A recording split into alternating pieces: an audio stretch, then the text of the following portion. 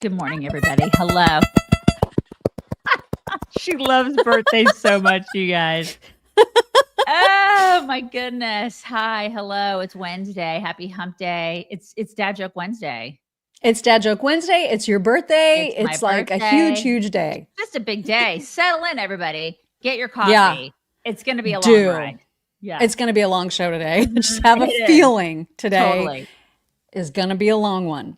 And I had to cut so much stuff that I was already planning to show. I just couldn't. There was no time. There was no time for so many things that I thought that there would be time for. No, there's not. There's no time at all. None. In fact, that's why we're just going to get right into the things and the stuff, and we're going to kick it off with a little bit of a journey because we're going to start off chronologically from yesterday morning until ultimately what happened at the end of yesterday with respect to Cracker Barrel. And the reason we're going to take a step back is because after the show yesterday, I saw this clip from, I think it's Fox. Yeah, it's Fox, where they were talking about the cost of what that idiot Cracker Barrel CEO actually spent to ruin their brand. Listen to this. The apology is getting backlash. Cracker Barrel spending $700 million on a rebranding plan that they say will turn the product from old rustic to perhaps more modern streamlined. Customers say that's just a giant helping of biscuits and bologna. They don't like it. So $700 million to tank your own stock. Oh my God. Fire these people, all of them. Oh my God. It's just crazy. Insane. And you guys know, like, all of the intricacies of this, like BlackRock owns so much of the stock, and like that guy is super DEI dude, and he's you know what I mean? He's Mr. Woke pants. Mm-hmm. There's so much, like, if you go down the rabbit hole on all this, it's like, it's just a woke cancer, you know? Yeah. Yeah. It's just all bad. All of it. Go woke, go broke, man. Yes. That's why there's that saying. Mm-hmm. So, all right. So then moving forward into the day a little bit more, the White House tweeted this, replacing Uncle Herschel with Donald Trump saying, America first, America's back, go woke, go broke. And then Donald Trump himself weighed in on the Cracker Barrel fiasco, saying Cracker Barrel should go back to the old logo, admit a mistake based on customer response, the ultimate poll, and manage the company better than ever before. They got $1 billion worth of free publicity if they play their cards right. Very tricky to do, but a great opportunity. Have a major news conference today. Make Cracker Barrel a winner again. Remember, in just a short period of time, I made the U.S. the hottest country anywhere in the world.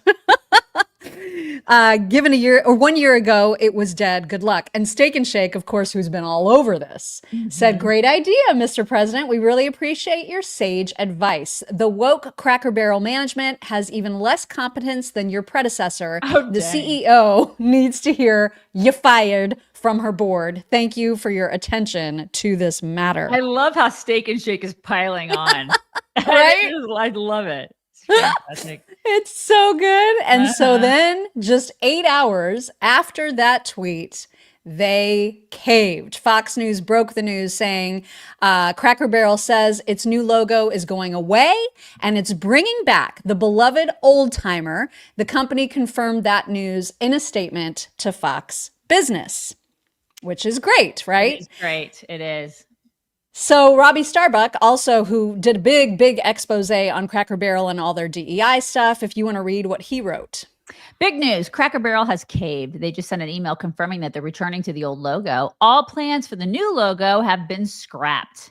Now they just need to end DEI and stop funding all ages pride shows. The emailed statement.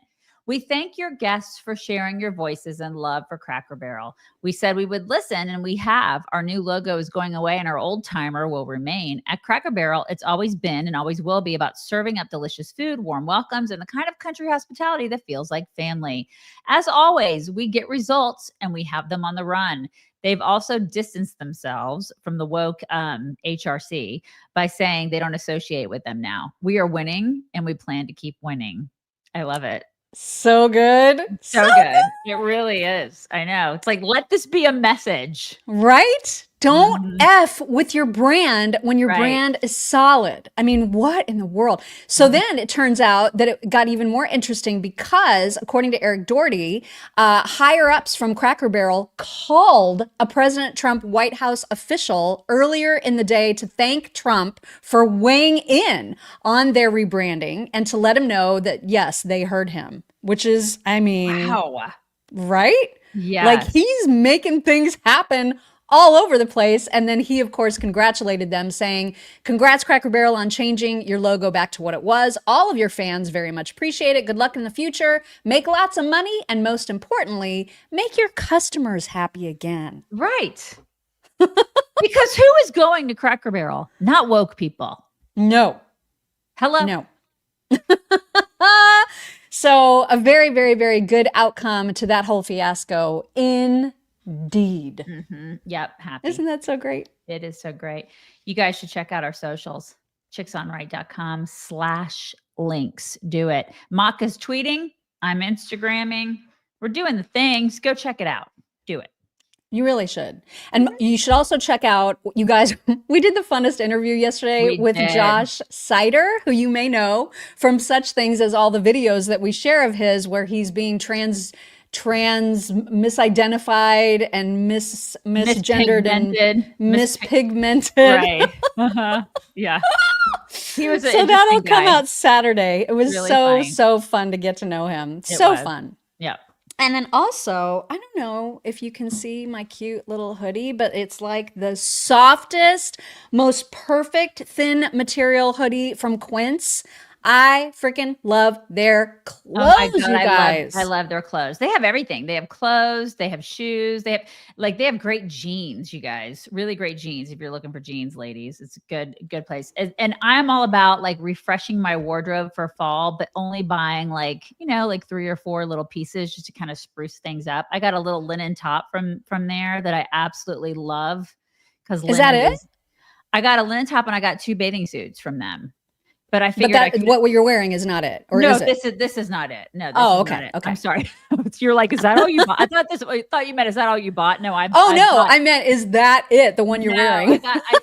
It's so cute. You would love it because it almost looks like seersucker. It's like a blue, like a little blue and white. It is so cute, and I love it so much. But they have lots of really good staples. They have cashmere that's really inexpensive, like washable cashmere. It's so great. I love Quince so much. If you've not checked it out, do it because it's all timeless, very classy, very affordable stuff. So you can get some good wardrobe essentials there. Go to quince.com/chicksfree for free shipping on your order and 365-day returns. That's Quince. It's QUINCE.com/chicksfree and get the free shipping because you're going to love them, you guys. They have everything. They have kids' clothes too. Everything. They have all the things. Yeah. All the things. All the things. All right. Let's continue on. I promise. I know there's going to be people that are like dreading, and then there's going to be people that are super stoked to talk about the big engagement yesterday. We'll get to that later. I promise. But first, interesting little story from Bill Malugin. If you want to read this about another illegal that has been caught by ICE. DHS confirms to Fox News that a suspected DUI driver who veered his Maserati into oncoming traffic and crashed head-on into a car in Nashville 2 weeks ago, killing a woman, is a Honduran illegal alien who had his temporary protected status revoked a decade ago.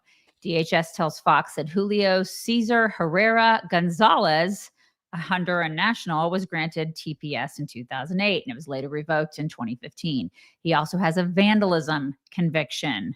As a result of the crash, he has now been charged with vehicular homicide, vehicular assault, DUI, and driving without a license. ICE has placed a detainer on him with local authorities, and according to online jail records, he's being held for ICE and is not eligible for release. And cue all the Democrats referring to him as a Tennessee man. I was going to say, he's just a Tennessee man, you guys. Just a father. That's it. I mean, these are the people that the Democrats and lefties want to defend. It's ridiculous. They are defending it, right? They're defending this guy. It's like, don't pay no attention to the fact that he killed a lady. Yeah, ICE is evil. ICE is evil, and ICE this bad. is not okay. It's so stupid. Dems will not learn. And we already earlier this week showed some clips of their, a couple clips from their little DNC summit that clearly showed that they have not learned any lessons from the last election. And now they are in a world of hurt financially, which you'll hear about right here. And he has a lot of both mental and literal debts that he has to be paying at the DNC. There's been a lot of problem with fundraising, a lot of Democrats who are not willing to put the money there, and also millions of debt from Kamala Harris's campaign that I get into in the story up on our site that has never really been reported before exactly what happened, and even hundreds of thousands of dollars of debt or payments that are going to Joe Biden's legal bills for the oversight hearings that are on Capitol Hill. It's a lot of things that are coming together and making it even more difficult for Democrats as they are trying to figure out the way forward into the midterms next year and beyond. It is astounding to me that they are only at 14 million and we're at 84 million. With all the angst and stuff and the coverage that you see on the left, from our lamestream media, you would think that they would just be fundraising like crazy because you see so much hate and vitriol. Right. And just and constant coverage of, oh my God, Trump is a dictator, blah. You think that they would have so much money in the coffers. It's all lies. It's all propaganda. It's all smoke and mirrors. At least that's what I'm thinking at this point. I mean, we kind of suspected it, but wow, they suck. Yeah, they so suck. And so one of the things another thing that they did during their DNC summit, and it might still be going on. I have no idea like how long this whole DNC thing is going on for, but here is the kind of shit that they are spending their time on. Let's now move to resolution number 2, condemning the first 6 months of the second Trump administration. Oh my God. We're just going to have a resolution to condemn the second 6 months or the first 6 months. It's all anti-Trump. That's all they have. Yeah. And again, it's not a policy. That is not a dinner table policy for people. This is why you suck and you're going to keep on losing. It's because people in the real world, they don't care about a resolution to go, we don't like Trump. That's not a tangible policy, you asshats. Nobody cares about that. Yeah, good luck with that is right. Good luck with that. Keep doing it. They're just so dumb. They're so dumb. I know they don't get it. And if they're not dumb, then they're incompetent or both. And it has gotten to the point where even Morning Joe lost his patience yesterday with Brandon Johnson, the mayor of Chicago, because he was saying, hey, I'm on your side, okay? But wouldn't it be kind of helpful to Chicagoans' safety to have 5,000 additional police officers? Can we not agree that would actually be helpful? Over and over, Joe tried to get him to answer that basic question. He will not, as you'll see. There's even a moment where Mika reaches out and tries to stop Joe from pestering Brandon and then realizes, no, he actually has a point in doing it.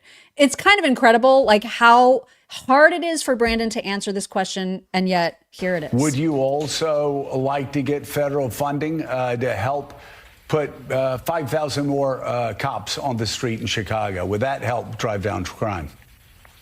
Well, look, policing by itself is not the full strategy. No, I understand that. You've talked about the other things you want, and I said those are good and important programs, but I'm asking also, would 5,000 more police officers on the street in Chicago be helpful to go along with all of those social programs that a lot of cities are engaging in and having success with? Well, look, here's the best way I can put it, Joe, is that in the 90s when I was in high school, we had 3,000 more police officers and we had 900 people being murdered every single year in Chicago. It's just not policing alone. Of course, we want more detectives. I know it's not policing alone, but I know it's not policing alone. You've told me everything else you want. I'm curious, and this does come down to an ideological difference between people. Do you believe that the streets of Chicago would be safer if there were more uniformed police officers on the streets of Chicago? I believe the city of Chicago and cities across America would be safer if we actually had, affordable housing.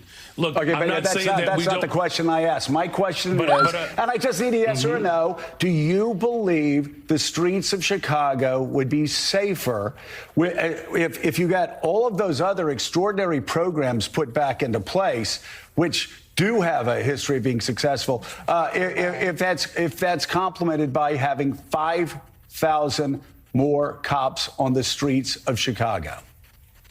I don't believe that we should narrow it down to just police officers, Joe, is what I'm saying. That is an antiquated approach. I'm saying we've invested in detectives. Mr. Mayor, are you hearing what I'm saying? I'm agreeing with you that all of these other social programs are extraordinarily important. I just need a yes or a no, and then this will be the last time I ask. If you get all of those other social programs that 800 million that New York City does, Los Angeles, other people do with great success, would an additional 5,000 cops on the streets in Chicago help complement those programs to make Chicago safer? Look, we are working hard to make sure that our police department is fully supported. Oh my God. I cannot. By the way, spoiler alert, it went on for almost 5 minutes, you guys, and never did he say it. Right. He just dances around. I cannot believe this guy is in charge of that city. I just can't. They did not upgrade from Beetlejuice. There was no upgrade. And she was terrible. You think that you can't get much worse than Beetlejuice. Remember Beetlejuice? And now it's this guy. Oh my God, Chicago. What are you doing? You would think that maybe he would just think about listening to his own constituency on this issue. This had to have been unexpected and a little embarrassing for CNN, but it should be more embarrassing for Brandon Johnson. Here's what the people on the ground actually think about this issue. First reaction was that this is a good thing. I think that the governor as well as the mayor should be on board with it just so we can get a bit more of security in Chicago the way that we need. The crime has dropped since 2024. Do you feel like the city feels safer? No, not at all. No, especially with the police being defunded. Oh, okay. Maybe listen to her, Yeah, it doesn't help though. Police don't help. They don't help. My God. The Democrat leadership is utterly useless. Yeah. Useless. And I lived there for, a year back in, I don't even know when, what was it? 2002. I lived there. And I remember being able to walk around. I felt somewhat safe, I mean, I wouldn't walk around at, after midnight or anything, but you were probably more worried about the rats. I was. The rats were the size of chihuahuas, I was more worried about the rats. You're right. We had standoffs many times, but I wouldn't want to live there now. I feel like it's not safe. I mean, maybe it's because I am a little bit older, but I would be worried if one of my kids lived there and lived downtown and was walking around. I'd be worried about them. And that's not okay. And rightly so. No, it's not. One of the things that happens on birthdays is that, really every day, is that you get older and you get closer to planning for retirement. It's true. And you should be doing that with Bulwark Capital Management, you guys. Should. With Zach, our friend Zach. He is awesome. He knows everything there is to know about money. Plus, he's really communicative. He's a conservative guy. He's unapologetic about it. His staff is great too. Because I can just call them up and they call me back. It's like a nice little family that you deal with when it comes to dealing with your retirement. They're really, really great. So he will give you a free Know Your Risk portfolio review. It's no cost, no obligation. You get one retirement, you guys. So even if you have somebody, get a second opinion from him because a fresh perspective can make all the difference. You may not know what you may not know, So Zach Abraham is awesome. He knows a lot about the markets. He does stuff that may be a little bit different than other people. And I like that because he stays on top of trends, but he's also conservative. So he's really great. Get a second opinion with him with Bulwark's Know Your Risk portfolio review. Go to knowyourriskpodcast.com. Don't put it off. Do it today. Go to knowyourriskpodcast.com Trek.com. Investment advisory services are offered through Trek Financial LLC, which is an SEC registered investment advisor. Investments involve risk. They're not guaranteed, and past performance doesn't guarantee future results. I had to say all that. I think you have to say the little number thing too. I do. Okay. Trek 25284. There you go. We don't know what that means, but we have to say it. I have no idea what that means. Okay. All right. Just to close out this little segment that we've done on, crime and Brandon and idiot Democrats, just a couple of examples of how psychotic the supporters of Democrats are as well. This woman genuinely thinks she's doing something here. Check this out. I have no idea if this will be useful, but I did hear that some white women in California have been putting Mexican flags on their cars just to hopefully get racially profiled and waste the time of ICE. Like I said, I live in Colorado.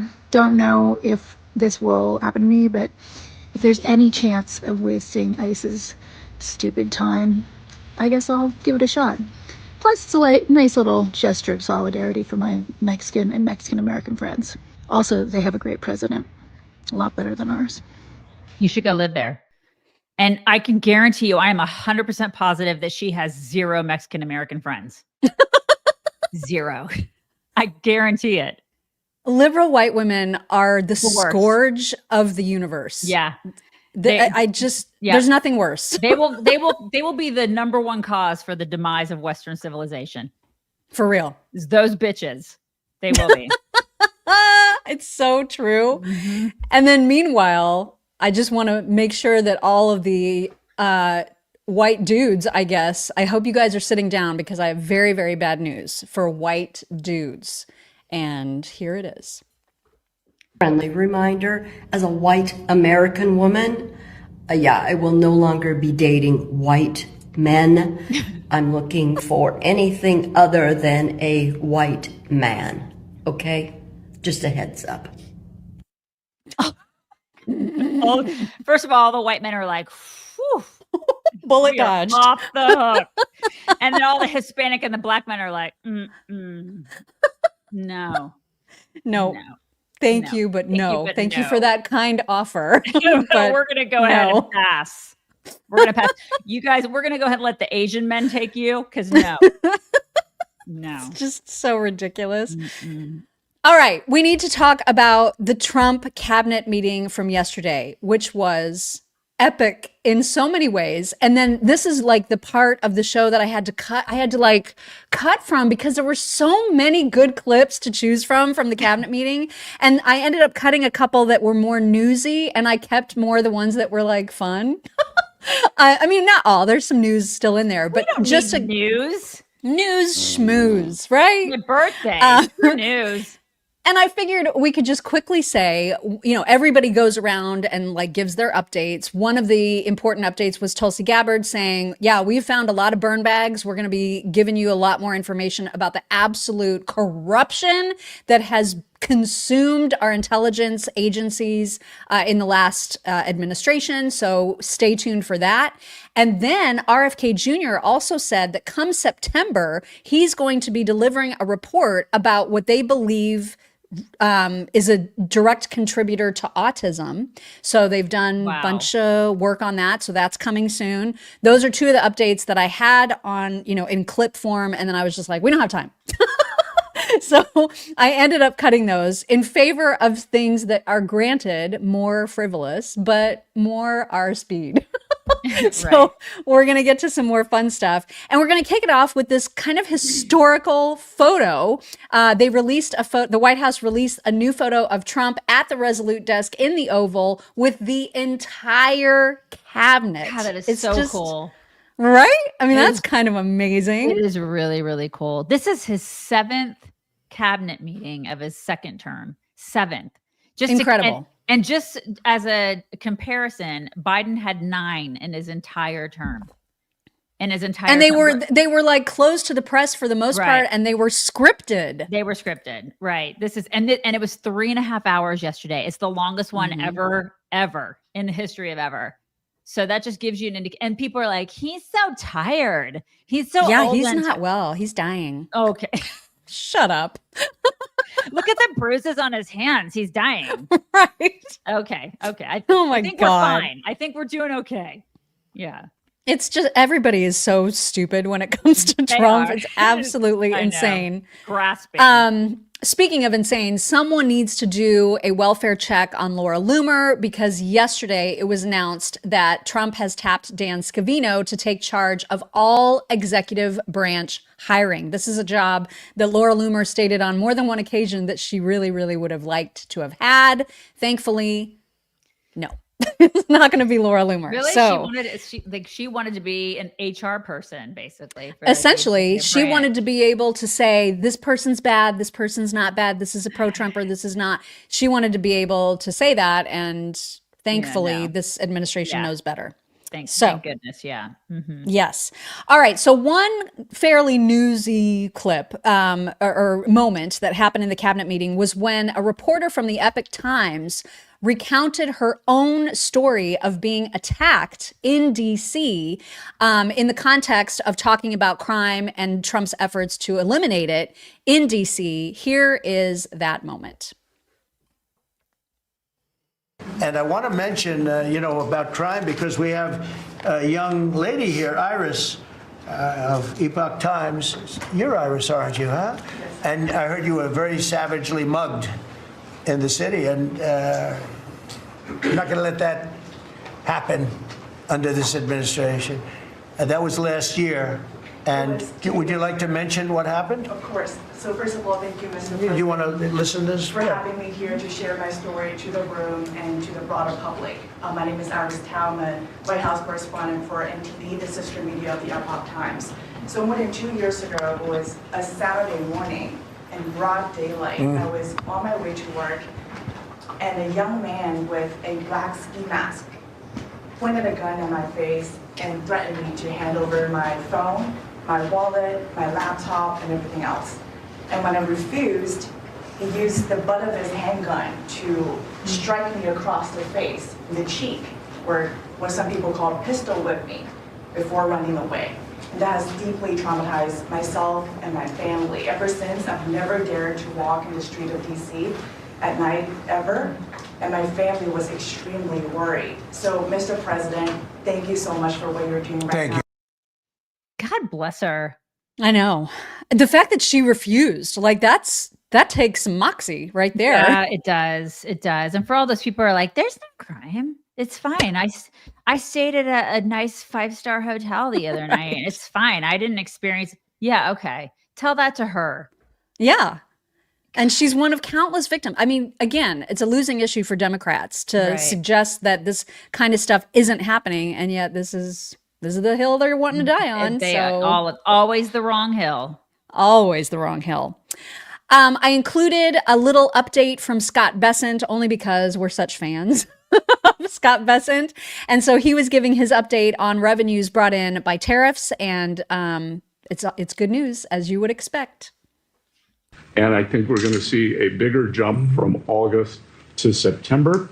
So I think we could be on our way well over $500 billion, maybe towards the $1 trillion number. This administration, your administration, has made a meaningful dent in the budget deficit. The average budget deficit during this term is 26% less than the last 12 months under Biden. Wow. And even the CBO, and we don't agree with CBO on everything, as you said, last Friday, on a summer Friday, had to admit that they believe over the next 10 years, the budget deficit will be $4 trillion lower than they had previously scored. That's amazing. It is amazing. And I crickets from the left. Right? We voted for this. This is the kind of stuff that we voted for. You're absolutely right. Now, that said, you take the good, you take the bad, you take them both, and then there you have. Right. So I'm starting to wonder about, I love him. I love his happy-go-lucky attitude. Howard Lutnick, I'm a little getting nervous about Howard Lutnick and the advice that he is giving our president, especially when it comes to, I mean, we talked about this the other day, the government, not takeover, but assumption of 10% of Intel. Now they are doing the same thing with patents at universities. And I understand the rationale, but again, the fact that government ownership of what should be not government ownership of They should things. be private. They should be private. Yeah, it's getting a little way. Now, granted, we give way too much money to colleges. Taxpayers do. So Right. again, the rationale makes sense. It just, I would prefer to just not give these places money. And no one seems to be, talking about that as an idea. It's just, well, as long as we're giving them money, then let's own some of it too. Yeah. How about just not give them any money at all? How about not just give them any money at all? Exactly. Right, That's right. the thing. And so Yeah. here's Howard explaining what's going on with university patents. Patents. We have given tens, if not hundreds of billions of dollars to universities for them to do research, and they invent things. And you know who owns those patents? The universities. So we are going to make a deal with them all, which is if we give them the money, don't you think it's fair that the United States of America and the taxpayers who funded it get a piece of that? Right? So we wrote a letter to Harvard, so Linda and I working together. I mean, it's so much fun to work with everybody here. I mean, we just have a blast, because Linda's hitting Harvard and she says, what can we do? And now we send them a patent letter and we'll hit them again. So we're having fun together. Yeah, I'm squirrely about it too. I don't like it. I'd like, why do I need to be giving any money to Harvard? Screw Right? them. Yeah, screw them. I don't, why? Yeah. And then what we need to be doing is looking at why we're doing that, one, and then why all these universities are so damn expensive. There's a reason for that. They need to be looking into that. And then why are we letting in all these foreign students? Why are 600,000 Chinese coming in and taking places of American students? That's absurd. It is absurd. Why has that number gone up significantly over the past 20 years for, foreign students to be taking the place of American students? I need to see that, not this, hey, let's go over and take over patents. I don't give a shit. I don't care about owning a patent. I really don't. I don't care about that. I just don't want my money going to these universities. I'm already worried about paying for my daughter's, the third kid to go to college when it was hard enough to get the first two through, So, and I know I'm not alone. There are so many other people out there who are like, it is impossible to pay for school. It's impossible. Help us figure out a way to like make it so it's not impossible for people to do that. And there are ways to do that. And then quit making foreigners a priority over Americans. Exactly. And that's one of the other things that is, kind of related back to the singing the facts of life song, that we're taking the good and we're taking the bad. And unfortunately, that is a bad aspect of the Trump administration right now, which we'll have a little bit more on as soon as we talk about wine. This is the kind of stuff that leads us to drink. So right. We always love talking about wine, right? You guys, this week, Republican Red Winery, they're unveiling their new Operation Midnight Hammer Magnum Cabernet. That is so mock. The right? Cabernet. Yeah, the Cabernet. Okay, so it's a 1.5 liter bottle.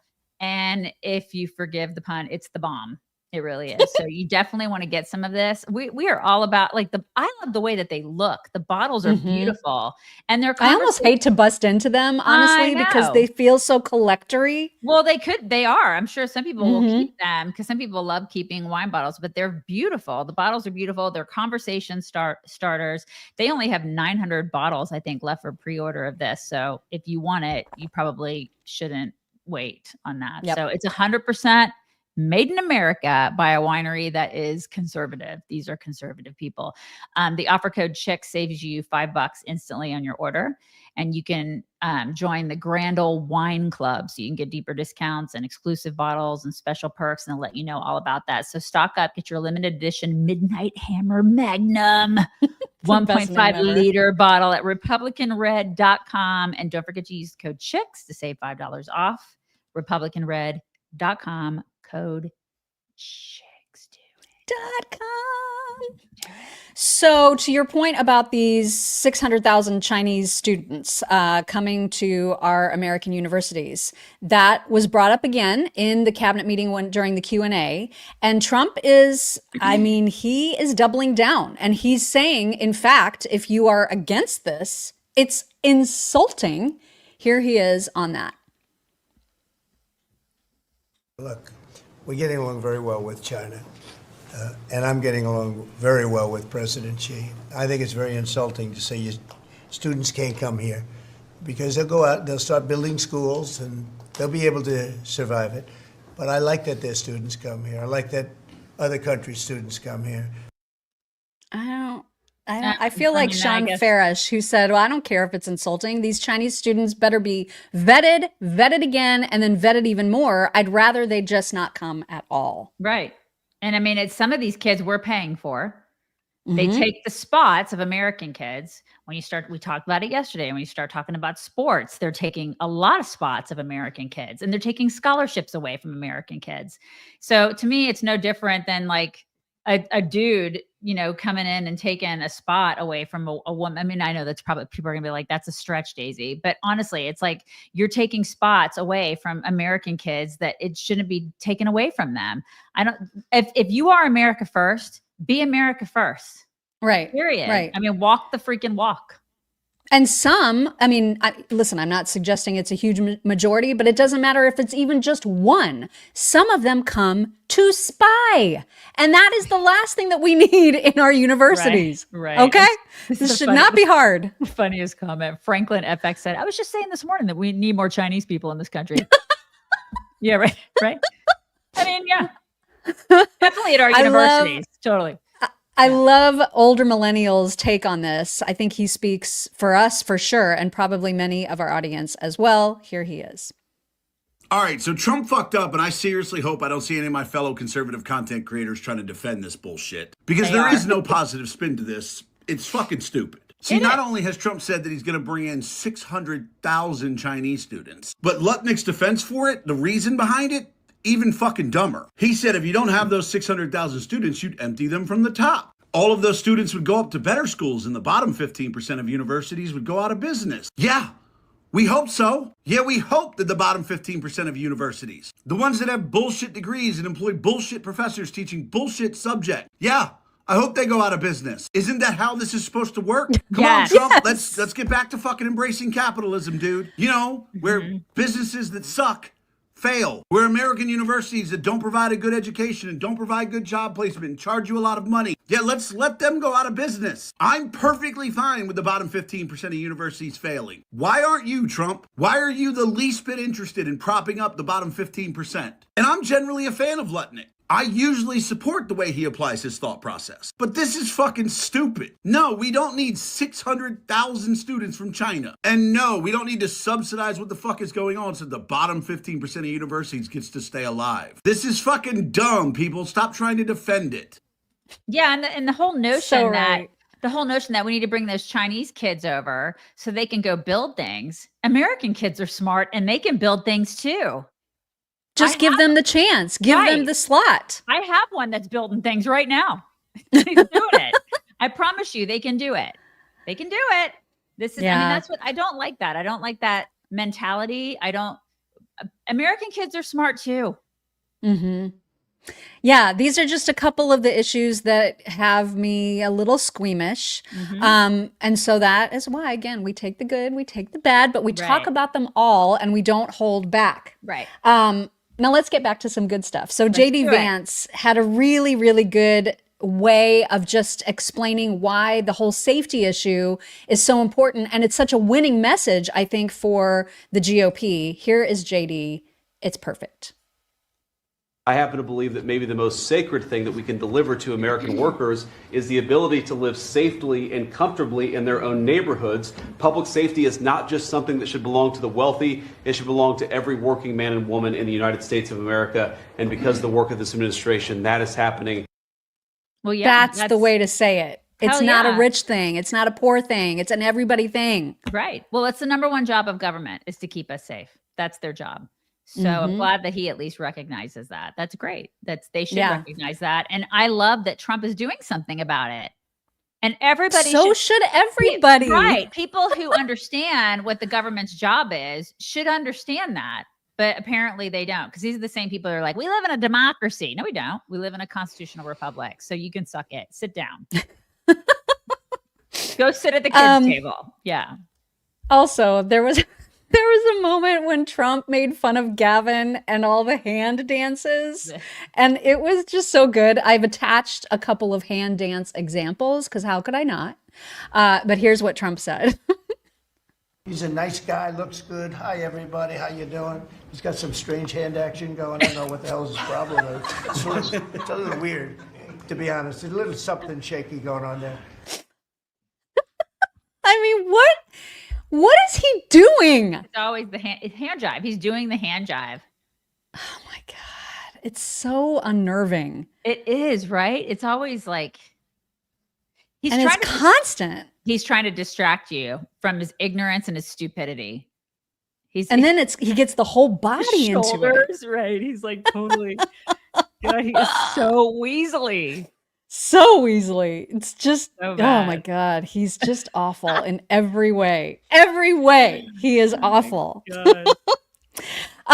There were some great Marco moments, you guys, just unbelievably hilarious Marco moments. And it kicked off with Trump talking about Marco. And you can just tell that they have genuine affection for each other at this point. Here is Trump talking about Marco.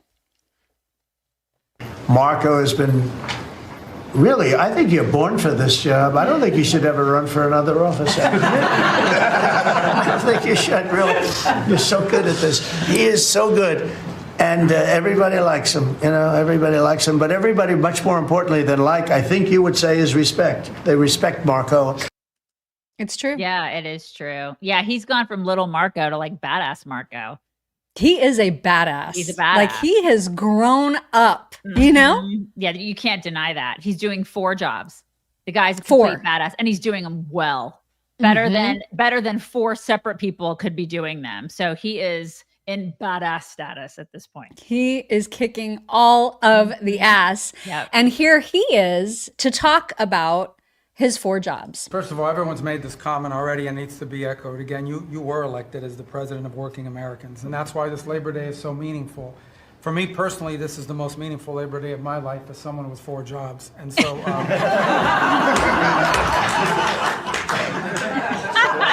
it's true. I loved Trump's reaction. It's true. So good. It's the greatest. Oh my God. So freaking good.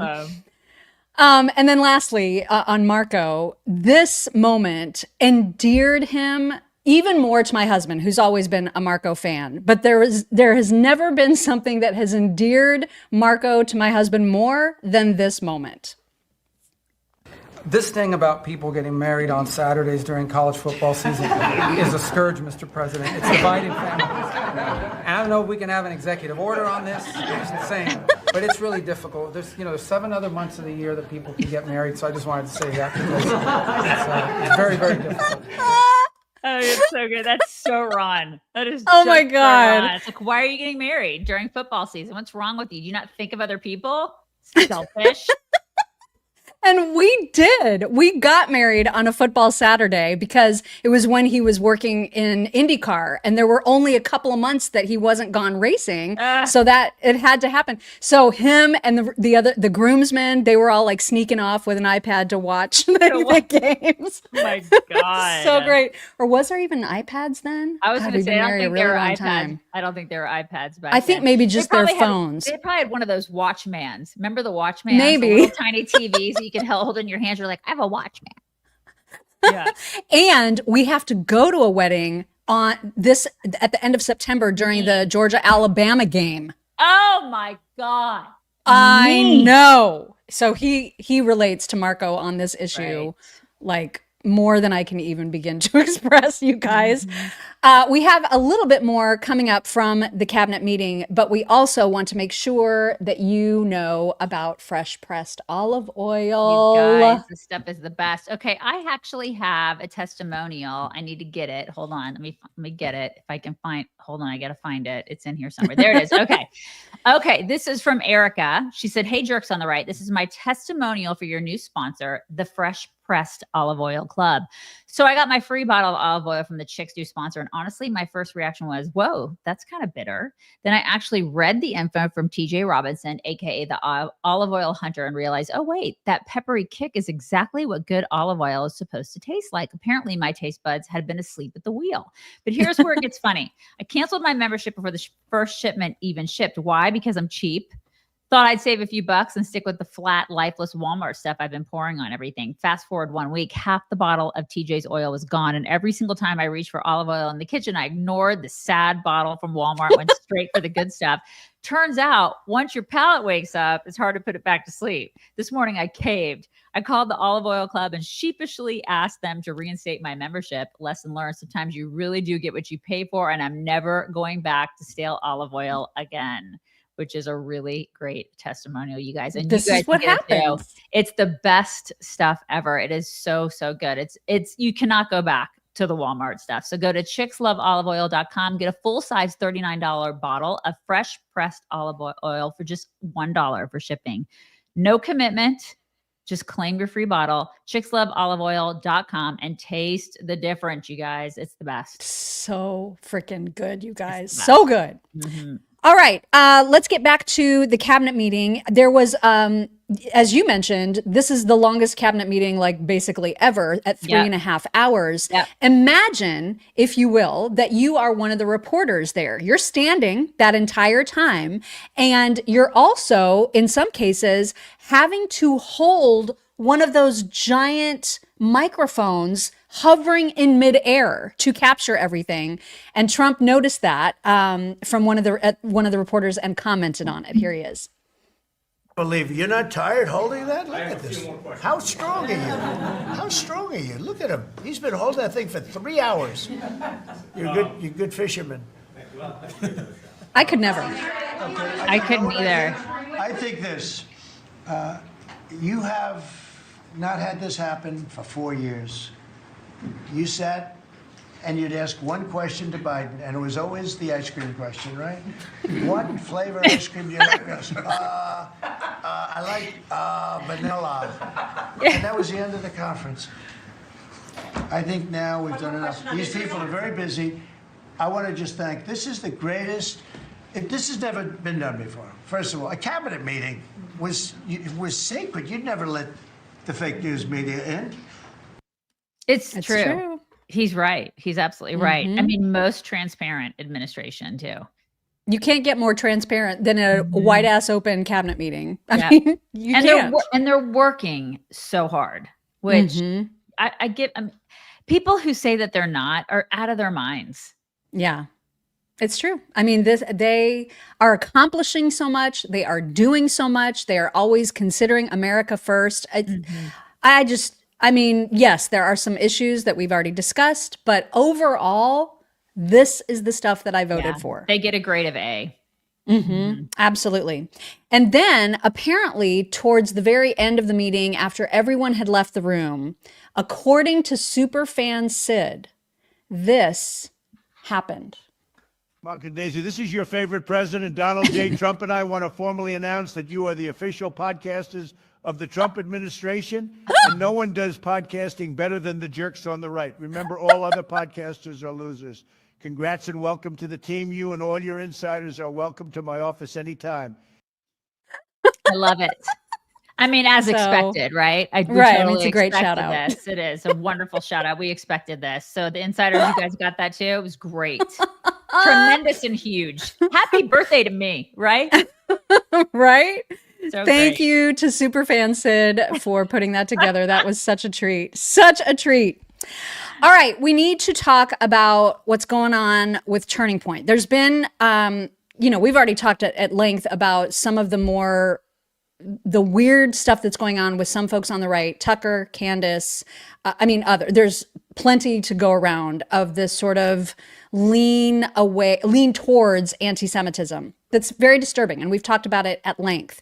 And a lot of people have wondered what the heck is up with Charlie Kirk, because he continues to platform some of these exact people, even while he continues to pledge total support for Israel. So it's either a mixed message, or he wants to platform multiple voices, which, you can think about that what you will. But he just announced the lineup for AmFest, which is taking place in Phoenix late December. And some of the speakers have people asking questions because Tucker is invited. Let's see, the Chrisleys are invited. Not that they're anti-Israel, but it's just odd, right? Like it's just an odd choice. Jack Posobiec, who's turned rather anti-Israel. It's giving people pause. I saw a lot of chatter about this on Twitter yesterday. For example, from Misfit Patriot, who said, "I think I'll skip this one. Let me know when you give Tucker Carlson the Candace Owens treatment. Not going to spend money on a ticket to see some dude who praises Sharia law and Muslim nations speaking at an American event." So that was one. Todd and Savannah Chrisley, like, why are they going? I don't know. I mean, listen, I'm not saying I dislike them. I think that they're fine.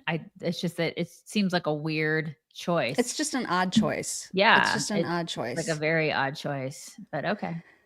And then if you could read this next tweet comes from Michael Olson, who has written for Not the Bee, The Federalist, and others. If you want to read his take. Is Charlie Kirk schizophrenic? 1 minute he's denouncing Jew hatred as a virus, and the next he's rolling out the red carpet for the very carriers of that virus, Tucker Carlson, Jack Posobiec, and the rest of the pseudo-intellectual woke right circus to headline his flagship conference.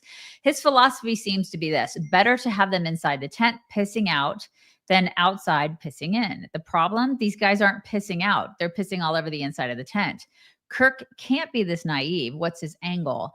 At this rate, the entire movement will be nothing more than a rancid swamp of neo-Nazi urine, and Kirk will be the one who handed them the hose. Yikes. Yeah. So just know that this is a thing that's happening. I guess I'm going to hold judgment until I hear what they talk about.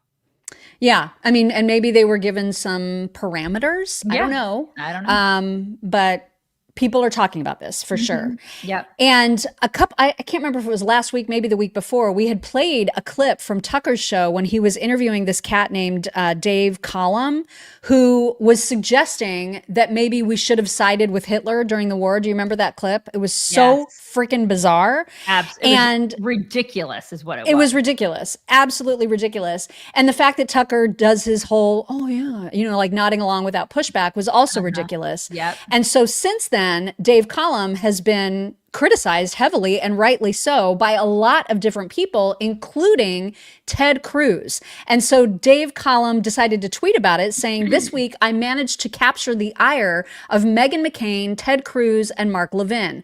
That is the coveted DBHT, the douchebag hat trick. Oh, okay. I wouldn't urinate on them if their heads were on fire. Just kidding. I would absolutely urinate on them whether they were lit up or not." And so I loved Ted's response to that, which was to say, prior to last week, I had never heard of this clown. Now I know two things. One, that he and a fawning Tucker Carlson idiotically think one can reasonably make the argument that we should have sided with Hitler. And two, he apparently wants to urinate on me. No, thank you. Yeah, what? I'm sorry, but WTF. Right? What kind of a response is that, you lunatic? Yeah. That's how you're going to double down? Oh, I'll piss all over you. Okay. And you're going to say that to, listen, I'm not a fan of Meghan McCain, but you're going to say that to Meghan McCain too. I would have loved to see how she responded. Seriously. It's just, what is wrong with these people? If this is trying to make himself seem more reasonable, fail. Massive fail. We should have sided with Hitler, and that makes you seem reasonable. Okay. They're completely insane. Yeah. It's bananas, absolutely bananas. In one piece of good international news, because we saw Macron, we saw a bunch of other countries say, oh, we're going to recognize a Palestinian state at the UN meeting this fall.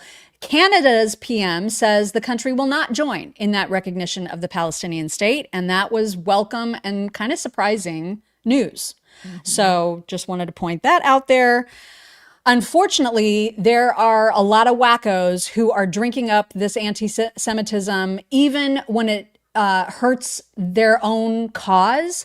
And namely, there's a group called Jewish Voices for Peace, which is pro-Palestinian, which is freaking bizarre. And Nate Friedman caught up with one of the women who is a big part of Jewish Voices for Peace. It's so psycho that she is a Zohran Mamdani supporter, especially when you hear her personal circumstances. Listen to this. Do you feel that Israel is necessary for the security of Jews worldwide? I do not. Okay, and why is that? That's very interesting. Well, I'm a child of the Holocaust. My parents my father was in Auschwitz and my mother was in Theresienstadt the whole war. Your father survived Auschwitz? Yes, he did. It's incredible.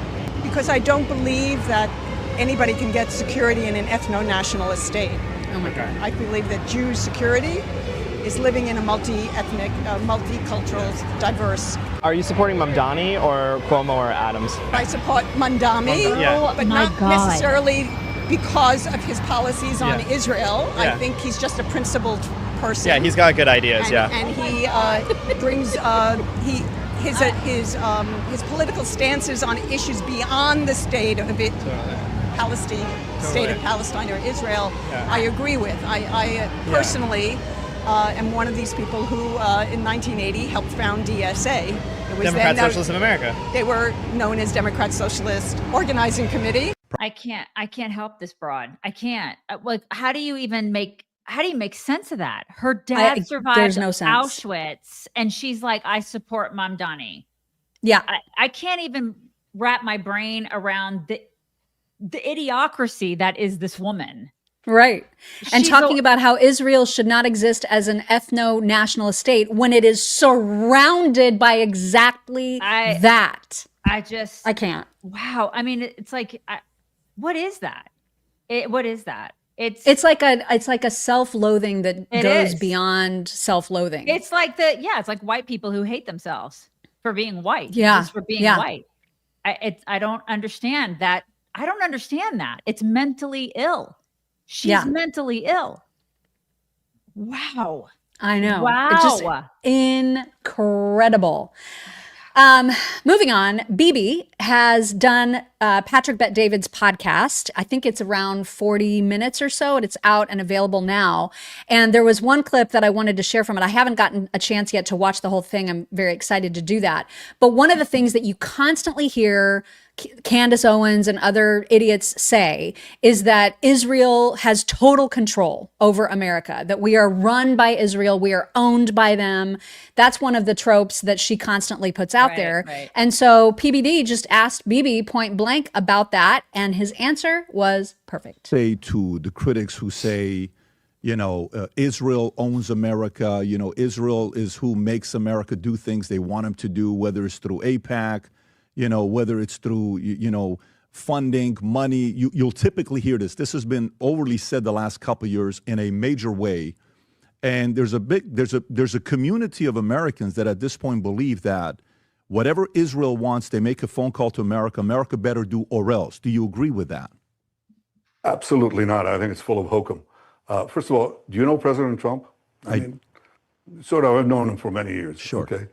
You don't make him do anything. He does what he thinks is in America's interest, and he's very forceful about it. When he sees allies who don't step up to the plate, he's not shy about saying it.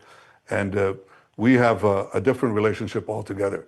It's not one of coercion or manipulation. It's one of common interest and common values. I just wish that this whole nonsense could be put to bed. Yeah. But people won't buy it. It's great propaganda. It's really good. It's very effective. But he's absolutely right. I mean, either they think that Trump is a totalitarian, authoritarian dictator, or they don't. Yeah, or he's a doormat to Israel. What? Right. Pick a freaking lane. Pick a lane.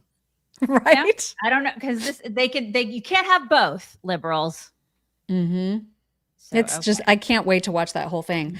The reason for my name today is after Microsoft, and it's because the Seattle headquarters of Microsoft got basically attacked by this group called Workers Intifada. And it's these pro-Hamas psychopaths who busted in to the CEO's office. And here is what that looked like. Hi everyone, I'm Vanya, a former Microsoft worker. I am here in the executive building in Brad Smith, the president of Microsoft's office, with current Microsoft workers, former Microsoft workers, and other tech workers. And we are here to demand a meeting with Microsoft executives. We are here to deliver our demands because they have been refusing to answer all of our demands to end their complicity in the genocide in Gaza. Microsoft is complicit in Israel's genocide and forced starvation of hundreds of thousands of Palestinians in Gaza. Our demands: cut ties with Israel, call for an end to the genocide, pay reparations to Palestinians, and work discrimination. We cannot wait a second longer. The People's Court hereby summons Bradford Lee Smith for the following crimes. 1. Complicity in genocide. 2. Enabling war crimes. 3. Involvement in ethnic cleansing. 4. Abetting forced starvation. 5. Assisting in kidnapping torture. Failure to appear will result in increased escalations against yourself and all Microsoft executives. Signed, your workers! We are not leaving until you are forced to confront the crimes that you're enabling. Did she say that they were former employees or present Some. employees? Both. Mm-hmm. Both. Yeah. First of all, you're fired. And you're also arrested. So true. It's like, I mean, we see your faces in your little scarves. So, and you saw the cops like right outside in one of those shots. You saw the cops just waiting for the right moment to come in and just take all their nasty asses out of there. Right. And then after that, the CEO spoke about it. It turns out they tried to hide recording devices all throughout his office, which was ultimately discovered. But here he is reacting to the whole thing. We need to keep our workplace safe and secure. Yeah. We need to keep our employees secure while we honor the freedom of expression that is a hallmark of this country and American life. But obviously, when 7 folks do as they did today, storm a building, occupy an office, lock other people out of the office, unbelievable. Plant listing devices, even in crude form, in the form of telephones, cell phones hidden under couches and behind books. That's not okay. You think? When they're asked to leave and they refuse, that's not okay. That's why, for those 7 folks, the Redmond police literally had to take them out of the building. 2 of those 7, only 2 of those 7, are Microsoft employees. 1 is a former Google employee. I think it's the closest a Google employee has ever gotten to my office in the 23 years I've been here. Unreal. Just disgusting. It is domestic terrorism. Start profiling these people, man. Start doing it. And this is the thing. Like, you don't think that people now are going to start looking around and being like, who am I hiring? Yeah. I'm going to look at, like I sent you a thing the other day of a realtor. I don't know. I don't know if we're playing that today or not. No, I probably not. I was holding it because we didn't get to it. Right. There's a realtor in Austin that is profiling. He's basically saying, I go out and if I don't hire people who are MAGA, because he can go out and he can do that. It's his right. It's his right to hire whoever he wants to hire. Well, the same should be true for these people. I would be looking at socials and be like, are they like these pro-Palestine freaking whack job domestic terrorists? Don't hire them. Don't hire them. They're going to be a problem for you. Don't hire them. Seriously. And when they commit acts of genuine domestic terrorism, as those people did, the consequences should be really severe. Like enough of this, we're booking you or arresting you or fingerprinting you, and then you're back out and doing God knows what else. They already threatened to escalate. We don't know what escalate means, but when they target executives in the way that they said that they would, it could mean that we have another assassination of an executive of a company. This has got to be stopped with consequences. Yeah. And if they're tech workers, you don't think they're going to do that at every place they work? If I were an employer, I'd be like, hell no, I'm not hiring your ass. Forget it. You're not going to work anywhere, losers. Exactly. All right, just a few little headlines before we get to, of course, the biggest news of the day, which is the big engagement.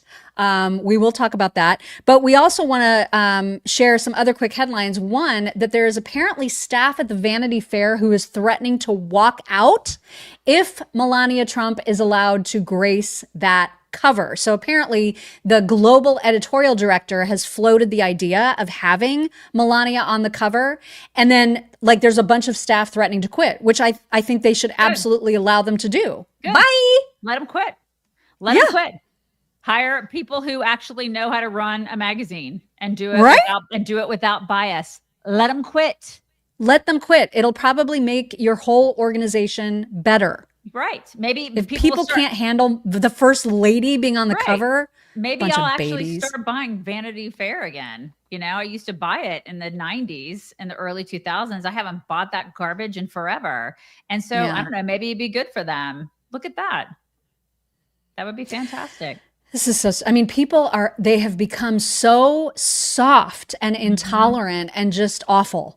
Yeah. Well, absolutely awful. They're supposed to be the tolerant left, and look how tolerant they are. Again, it's more projection and gaslighting. This is who they are. This is who they really are. They're intolerant. They're racist. They're bigoted. They're the ones who make fun of her accent because she knows 5 languages. I mean, give me a break. She is the only first lady who has been a model. At least the one that, one that I know of. So put her on the cover. Why won't they do that? Oh, that's right. Because they're biased. They shouldn't be biased. But they are. And we all know they are. And even if she's on the cover, it's probably not worth buying. You can just see the cover picture and that's it.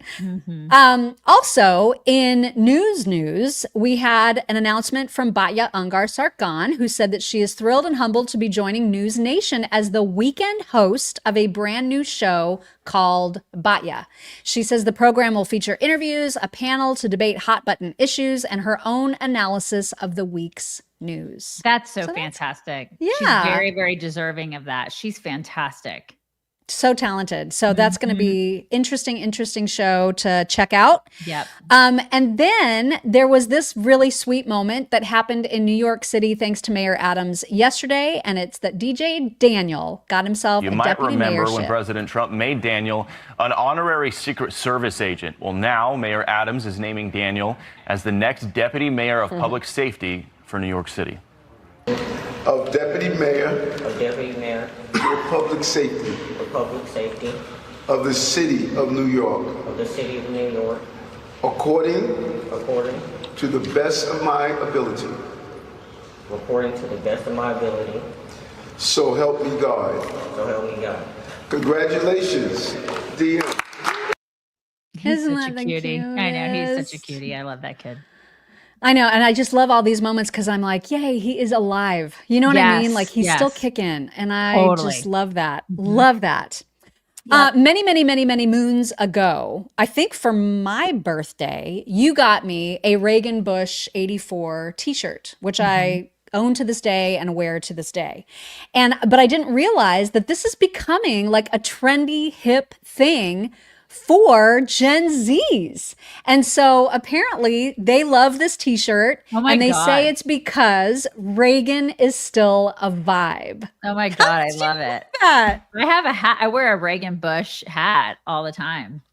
That's so funny. Isn't that the greatest? That is great. It just shows you that Gen Z, I think, is going to be, they are the next conservative, uber conservative generation. And I love it. Yeah, I just thought that was super, super cool. So wanted to share because I definitely still love my shirt. Love it. All right. So I know there's going to be people, I know there's going to be tons of you who are like, nobody cares. You guys, like it or not, The Taylor Swift Travis Kelce engagement is a huge, huge story. They are essentially America's royal couple. Whether or not you care about them is irrelevant because so many people do that we ended up having to talk about this as the big news story. So Taylor Swift posted on her own Instagram, your English teacher and your gym teacher are getting married with a big explosive, and also posted some photos about that, which you'll see a little spread of here. There was his backyard in his mansion in Kansas was where they had this proposal. All kinds of flowers and beautiful surroundings and a humongous diamond ring worth probably about $1 million. And so that obviously made huge, huge news yesterday, to the point where even Trump had to comment on it during the cabinet meeting. Serious question, but I have to tell you the biggest pop culture news of the year broke while we were in this cabinet meeting. Travis Kelce and Taylor Swift are engaged, and the world wants your reaction, sir. Well, I wish him a lot of luck. No, I think he's a great player. I think he's a great guy, and I think that she's a terrific person. So I wish them a lot of luck. On a serious note. That was a lovely thing to say. Look at Perfect thing to say, right? Very lovely, right. And marriage is awesome and it should be celebrated. Totally. And I hope the girls in her cult will see this as a sign that the patriarchy isn't the scary pariah that they all thought it once was. Right. I think that that's great. And men are actually great.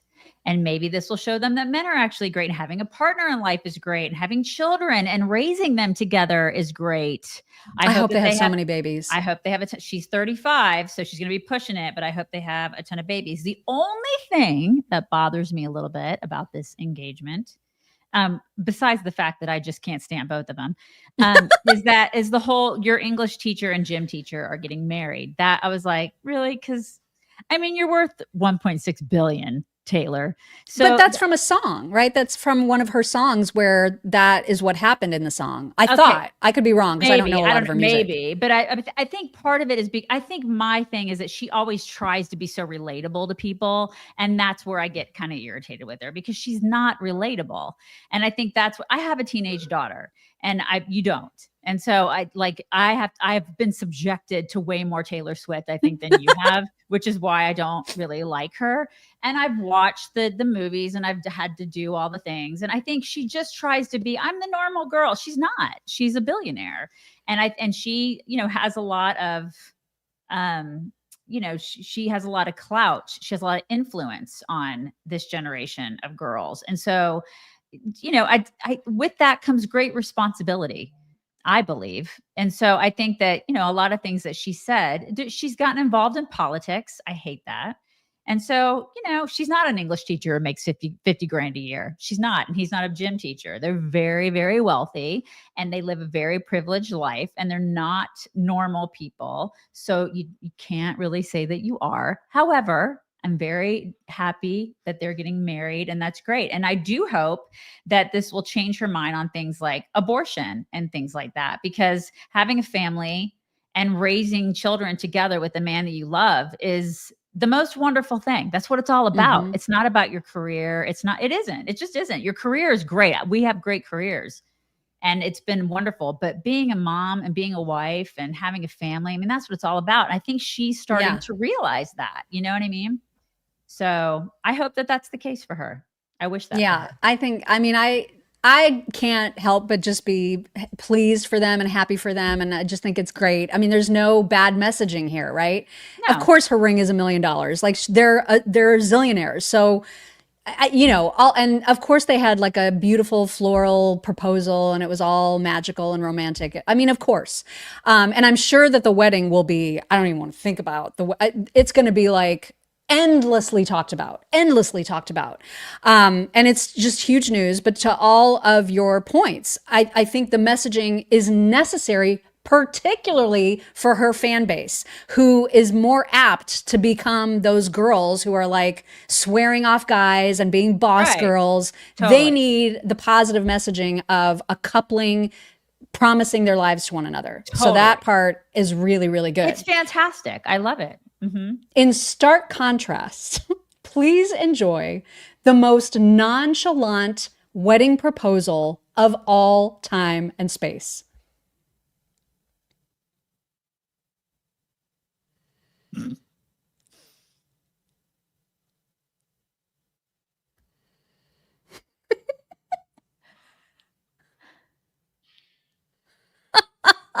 I actually love it. I totally Isn't do. that the greatest? I think it's really cute. They're just like, love okay. it. I love them. I do. I love I know. them. It's so cute. I just love that That's too. great. I love it. I love it. And those are the people that are not going to have a gender reveal. I assure you. Oh, totally. They're They will not absolutely doing not. that. They're not. Nope, absolutely not.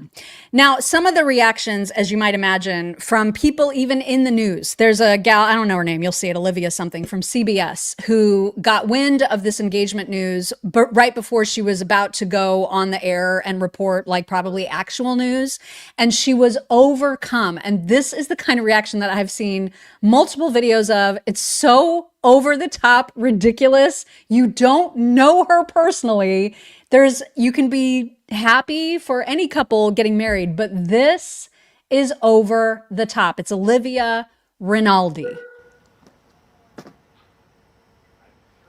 Taylor Swift is engaged. Taylor Swift is engaged. Taylor Swift is engaged. Come back to me. She just posted it. Oh my God. Oh my God. Oh, it's huge. The ring is ginormous. This is so exciting. Oh my God. Oh my God. Oh my God, it's on her Instagram. It's on her Instagram. It's on her Instagram. Oh my God, oh my God, oh my God, oh my God, oh my God. I feel like Paul Revere right now. This is a very exciting moment for me in my professional career because I get to announce that Taylor Swift and Travis Kelce are engaged.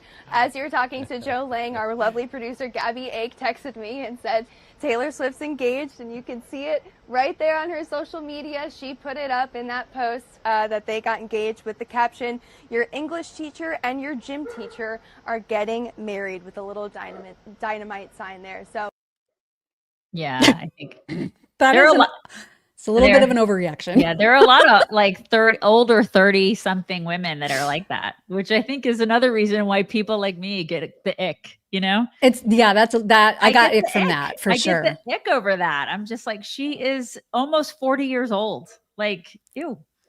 Yeah. Okay. And then I don't know what university or college this is, but this news actually inspired a college professor to cancel class.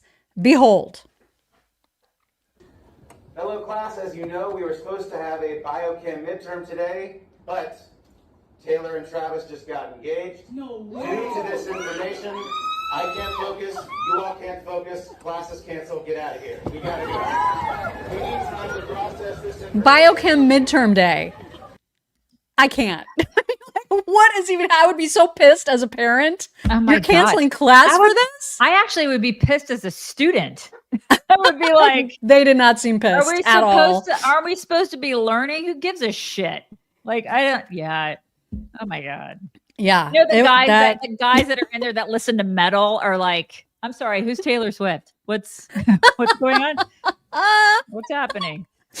But I mean, that the college professor too admitted that he couldn't even concentrate. Yeah. Dude. He's James Comey. He's going to call James Comey later and be like, you want to fangirl all together? Oh my God, they got engaged. Oh my gosh. Well, the Babylon Bee absolutely all over this story in so many ways. Here are a few of their headlines. One was Travis Kelce says he'll write his own wedding vows as soon as he learns how to spell psyched.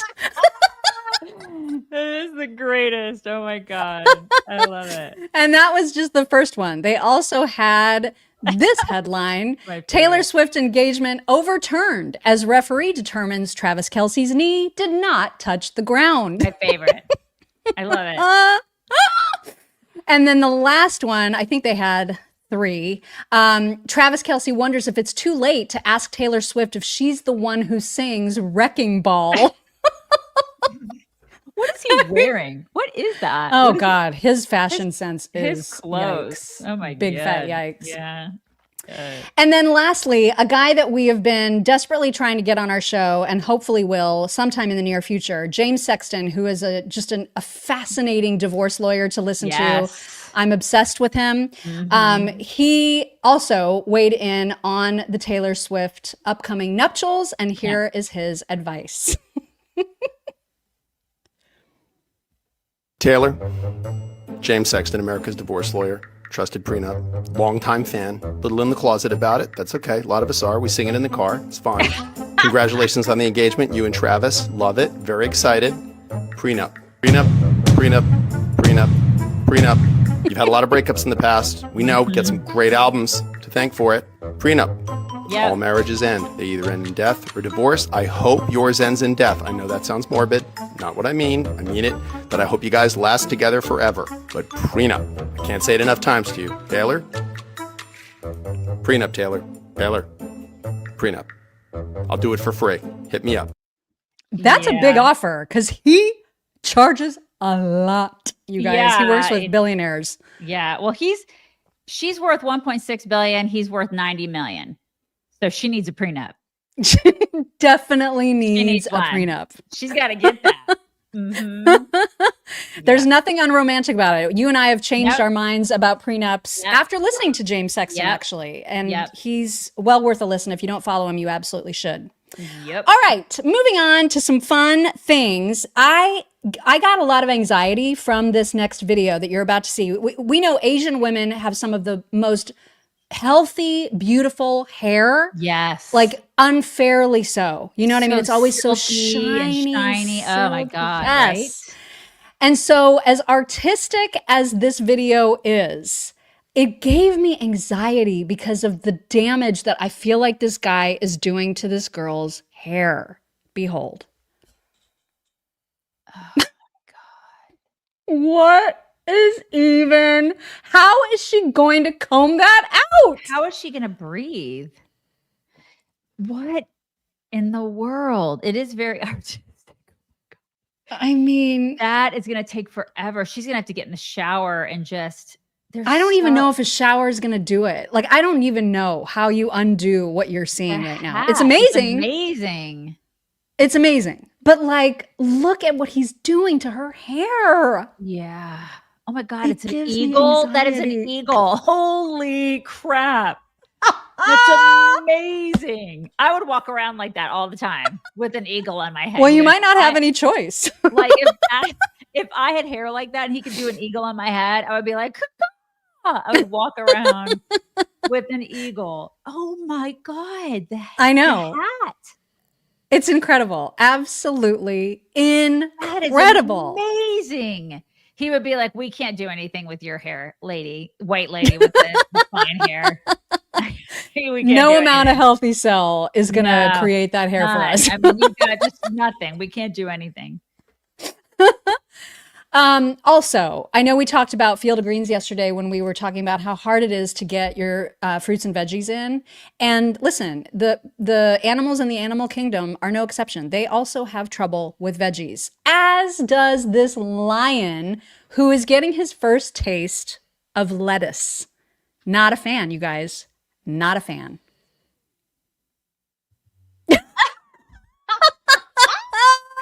I know. He's so mad. Same, Mr. Lion. Same. He's so mad about it. I love how mad he is. Literally what my teenage daughter does around lettuce. He's like, what is that? He's like, get it away. Gross.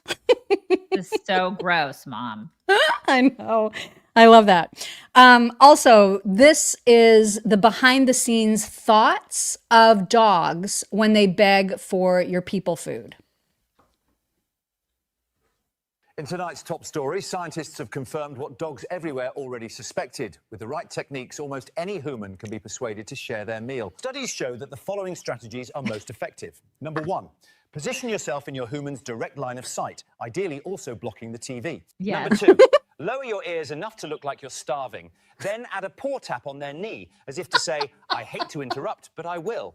Number 3, channel the tragic energy of a dog who's never seen food before, even if you literally just licked your dinner bowl clean. Right. Number 4, release a small, dramatic sigh every time they take a bite, while maintaining unrelenting eye contact. When used in combination, these methods have been shown to produce a 92% success rate in human snack redistribution. More after the break. It's true. It's so true. It works every time. Every single time. I mean, we're more reluctant than I think you guys are because we're. Oh my God. We feed our dogs. You know how we were with Ella. Everything. Every single thing they get. You know what? And you told me I'm not supposed to feed Theo almonds. I still give him like an almond like every day. It's supposedly poison. So I think he's all right. He's totally okay. He just because don't do it every day. He is obsessed with them. If I have almonds in my hand, he follows me around. He's like, "Mom, I have to have that almond." He just looks at me like I have to have it. It's like crack to him, and I'm like, "Buddy, I know, but it might actually be like crack to him. I think he's okay. I mean, it's Okay, like just be it's like careful, dogs eating sparingly. chocolate. Some can actually eat chocolate. You know what I mean, you guys? Well, Maisie ate 3 chocolate covered almonds like a couple months ago, and I panicked because I dropped 3 of them on the floor and she gobbled them up before I could pick them up. And I was like calling the vet and I was so terrified, and they were like, "She's fine. She's 50 pounds. It's fine. She only got like a trace bit." But yeah, I was nervous. I was super scared. Our dogs eat everything. Every single thing, you guys. I love a good prank. And so we've got a montage now of pranks where people pretend to be statues, but in fact are not.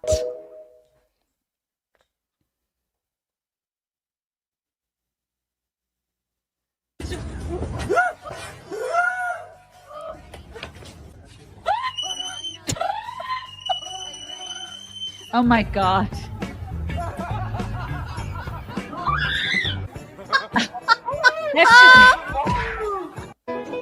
She punched him. Oh my God. It's so mean.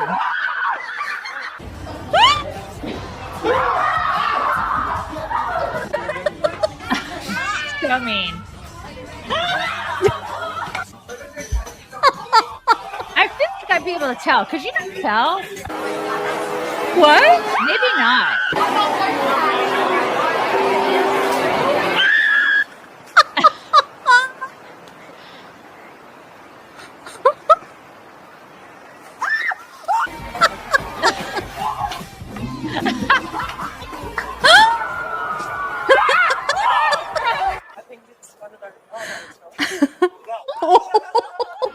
She was trying to make a play for that dude. She was. You know there are going to be people that do naughty things to the Bushmen. They're going to do naughty things. I love those. I absolutely love them Like people so in my family much. we'd be grabbing things we're not supposed to grab. Okay, it is going to take us like 7 hours to get through the thank yous today because so many thank yous. And let me make sure I get the ones from yesterday first. And then I have gifts. I have I know. There's so many things. Okay. So first of all, from yesterday and early this morning, Amanda Barnard said, "I went to check the girls' swim roster. 6 of the 25 are from other countries. By the way, for all the Razorback haters, our swim and gymnastics girls are pretty phenomenal." Yeah. They're fast. They're 6 really out of 25 is not okay. Yeah, it's not okay. It's not okay. One of the things that we look, it's one of the things we look at. She also said, "Daisy, my friend sent her kid to a top USA engineering school, and a professor told her she needed to go to the University of Arkansas, Fayetteville, because their engineering program was way better than the one she was enrolled in. Woo pig." She's looking at University of Arkansas, Little Rock. She's looked at that one. I'll have to check into Fayetteville. So there is that. Then this morning, Tammy Grant said, "Happy birthday, Daisy. Hope you have a fabulous day and an amazing 54th year." Tammy.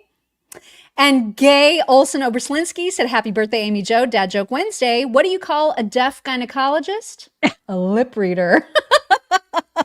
"Take my money and enjoy your day." Oh my God. And then also on Venmo, let's see, Kelly Wiseman said, "Happy Dad Joke Wednesday, jerks. Why is camping not for everyone?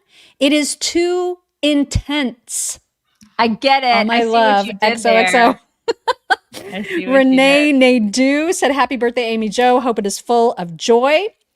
Carmen Perez Simpson said, "My son and his girlfriend live in downtown Chicago. I worry about them daily. She was raised in a suburb there, so she feels safe. I pray they leave when they have kids." I don't blame you for that. Yeah. And then over on Locals, Puzzled 8060 said, hubby and the boys asked me to cut their hair the other day. I laughed and said, sure, just call me Marco. Love you, chicks. Balls. Because it's like her 7th job.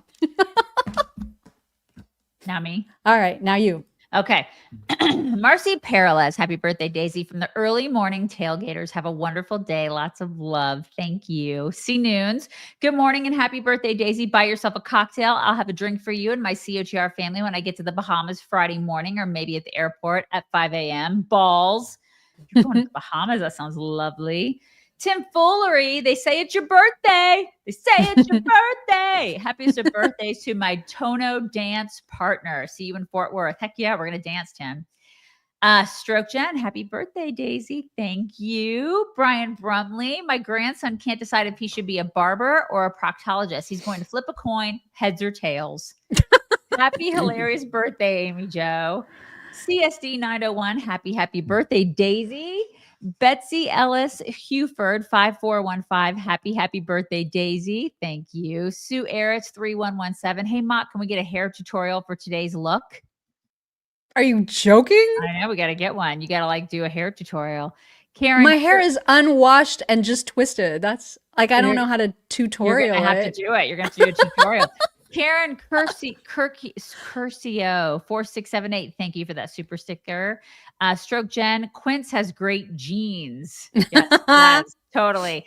Leah Shalek 6144. Yam Huladet Samek. Am I saying that right, Daisy? I do not know Hebrew very well at all. AHD 120. I don't know what that means, but I'm trying. I'm sure it's nice. Thank you, Leah. Sid's Tips. Happy birthday, Daisy. Have an amazing day. I told Powerball just to give our pool the $815 million winnings for your birthday. God, wouldn't that be great? Oh my God, it solves so many of my problems right now. Melissa Tuttle, 3013. Thank you for that super sticker. And thank you, Melissa, for the happy birthday. Becky Anderson, 545. Happy birthday, Amy Jo. I hope you have the best day. Thank you, chicks, for all you do. Thank you. Tatiana Ebert, 9524. Happy birthday. Thank you. Michelle Curtin, happy birthday, Daisy. Have a beautiful day and year. Thanks for brightening our mornings. Thank you, Michelle. Jean Heiger, happy birthday, Daisy. You're a doll. Love you, hon. Buy a cup of coffee or a mojito. Now take my money, jerk. Thank you, Jean. Curio 2369. What does one boob say to the other boob? If we don't get some support, people will think we're nuts. Take my money, jerks. Merry birthday, Daisy. Thank you, Curio. Aaron Krieger, happiest of birthdays to you, Daisy. I hope you have the best day and treat yourself. Want to hear a joke about pizza? Are you sure you want to hear it? Nah, never mind. It's too cheesy. Take my money. Thank you, Aaron. Stroke Jen, I adore how libs post videos revealing their epic plans as if the internet only reaches people who agree with them. Thanks for the heads up, Goombas. That's right.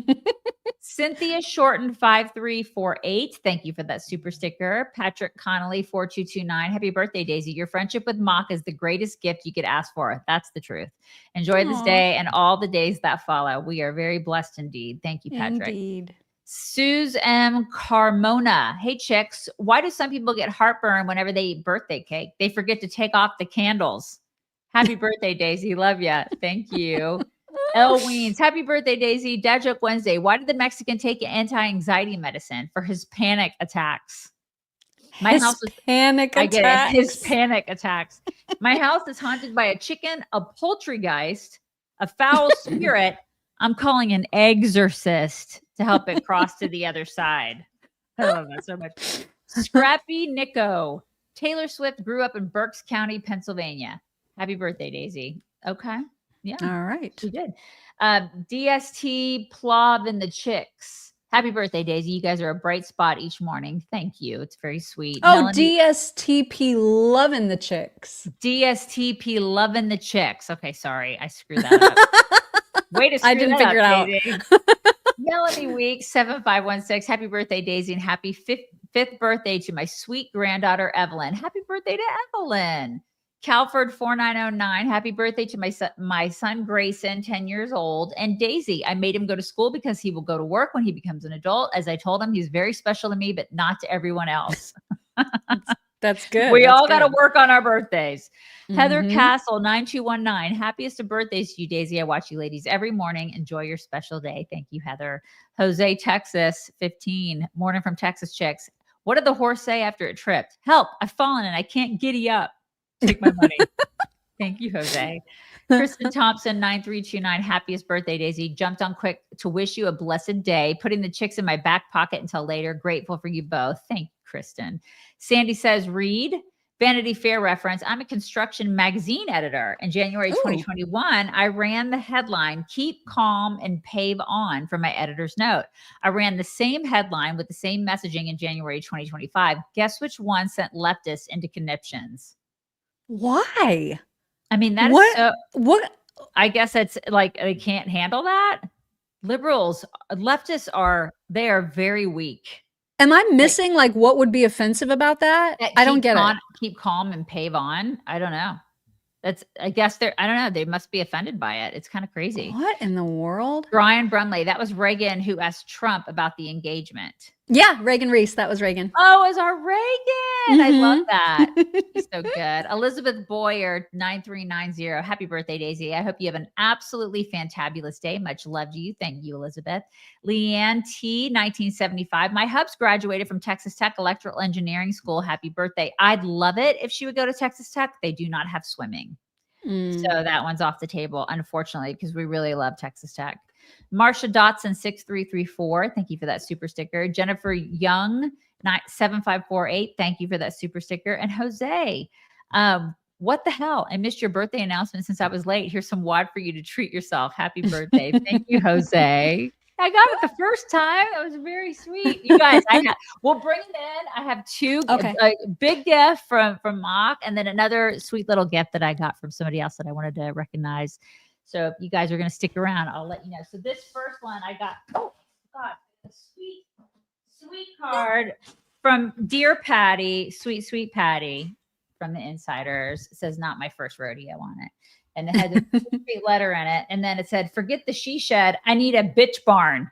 That's what it says on the inside, which I love. Thank you, Patty. She always okay. Epic gift from Mock. You guys, first of all, we always spoil each other on our birthdays. This is what we do. We don't do Christmas. We just do birthdays.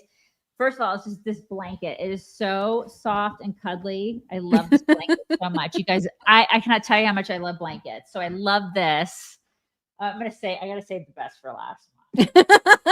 I got this Texas bluebonnet sign, which I love. I know they're your favorite. I love bluebonnets. They're my favorite. I got this it's a coaster set and it's like a puzzle. Okay. So it's like coasters, but it's a puzzle that you put together. So, I'm all about like the puzzles and stuff, which there's another epic puzzle kind of thing that I got to show you. I've got Life is Better with Cows. I got my mug. You guys will see that in the rotation. I got this great book. Okay. It says, y'all need this book. And it's all about Texas. It has all the stuff about like everything you ever wanted to know about Texas is in this book. It is so fantastic. I cannot wait to read the whole thing. And it'll be on my coffee table. I love it so much. And then I got a really great hat that says Faith on it, which is so me. It's to match your tattoo. I love it. It does match my tattoo. I've got a tattoo right there. It's just like my tattoo. And then this thing, I vaguely remember her showing something on the air about this. Yeah, we did. I did it on purpose to see if you would like it. It is okay. So it's like a bookshelf. Do you see? Things are falling out. Books are falling. It's like a bookshelf. Okay. And it has all these little books, and I'll show you what they look like. But they're real books, you guys, real, actual, teeny, tiny. Like here's A Good Girl's Guide to Murder by Holly Jackson. Okay. It's the itty bitty. You see it? It's like a tiny book. I will spend instead of doing puzzles, I will sit and I will organize these books. Okay. Because they have color bound, title thingies. It's like somebody that has, like ADHD or whatever that just wants to sit and it's not reading. It's like, I will organize. I will sit and I will organize according to color. I will organize according to author. If I just have a day where I'm like, I need to de-stress, this is what I will do. Like, this is my jam, you guys, because I It's love so funny because I would absolutely hate it, I knew that she would be like, "Oh my god, I get to organize something." It was my favorite. I am so excited about it. It's like a tiny little bookshelf, and then I can like dump them all out and then reorganize them because it's like very OCD. My daughter knew exactly what it was when I was like, look, my husband's like, what the hell is that? And I go, oh my God, it's an organizing mini bookshelf. And he's like, why? So she knows me.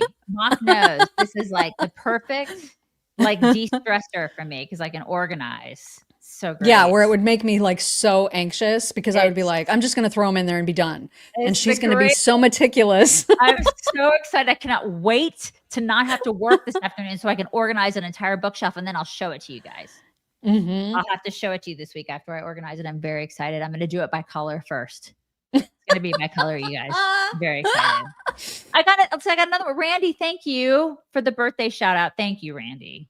So you guys, thank you for all the birthday love. It's going to be a good day. Apparently, there's a surprise for me this afternoon. We're probably going to go to dinner. I don't know. They may surprise me with like a giraffe ride or something. I don't know. My family's unpredictable, but we'll see what's going to happen. And just love you guys. Thank you so much for all the birthday wishes. It's going to be it's already been a wonderful birthday. It'll be a wonderful day, even though it's a Wednesday. You know, you can have great birthdays on Wednesdays. Everybody have a great Wednesday, and we'll talk to you tomorrow. Mwah. Thank you. Bye. Hello, beautiful people. This is the Chicks on the Right's Indian correspondent. Thank you for watching or listening. Be very sure to like, subscribe, and ring the bell to stay up to date on all of their delicious content. Okay, thank you. Come again.